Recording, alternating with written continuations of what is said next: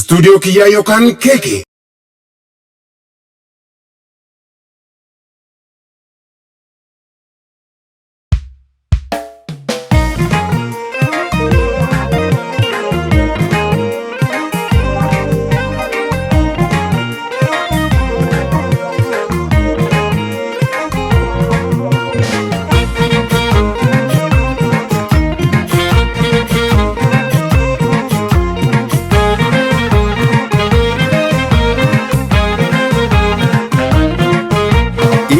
Kos pagoda dugatu na fifiksa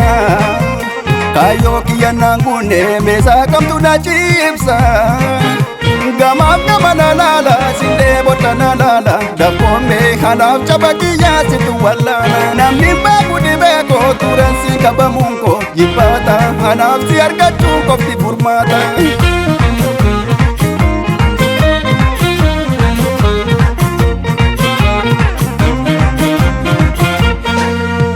namatti ni maddu dhoksa garaako gowwaadha naan jedhu firaa follaanko gafkottu na furii cabsa dawwiiko sumaa tarkaa qabaa fodhu onneeko haajaan kiyya turuu sumatu baasa naan obsa maala baasa haajaan kiyya turuu sumatu baasa naan eega maala baasa tiruu lafeen ta'uu mana gambeeku iddaa malee yoomuu tan nachenneeku Nimbeka deemsa koof karaa na baasu qilleensa gam jabaatus naan irraasu abbaa godhoromoo dabarii goota nan falmadha jummaata yoo obsite kaayyoo keetti cichoomte ni gonfattarraante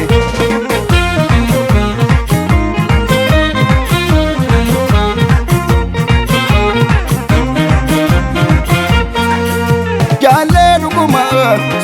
qaban karaa hundumaa siindaan geeffame mee maal dhabeen kophaa gungumaa bu'uura haqaa jedheensi moggaafadhe maqaa naaf taate simboo madaala keessa beera labboo na keessa jirta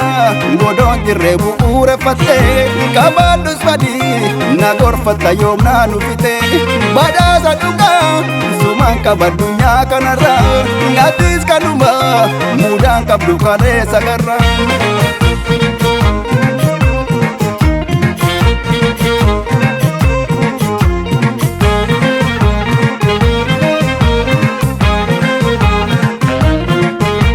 imalli kos pagoda dugatu na fifiksa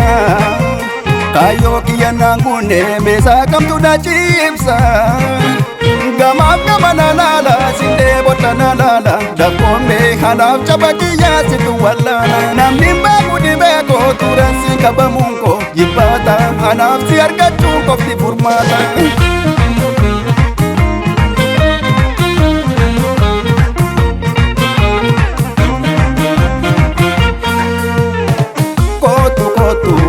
numatu wal jajabesa kofa fefegoli afera naka kadesa marakana kamna romiya badatu nura hafetu kana laganu irayatu toko tanetu bodu jalala hijara ilmanoretu asifatis kesabarra ilmanoretu asifatis kesabarra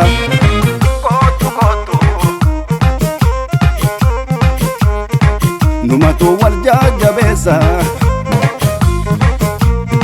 kofa fefegoli afera naka kadesa